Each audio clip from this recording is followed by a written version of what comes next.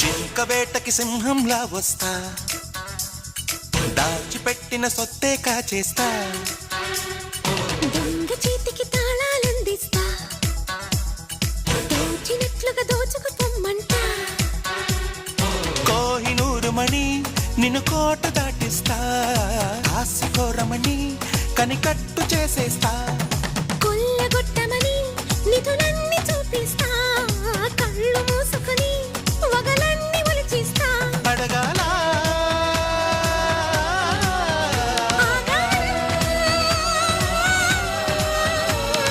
జింక వేటకి సింహంలా వస్తా.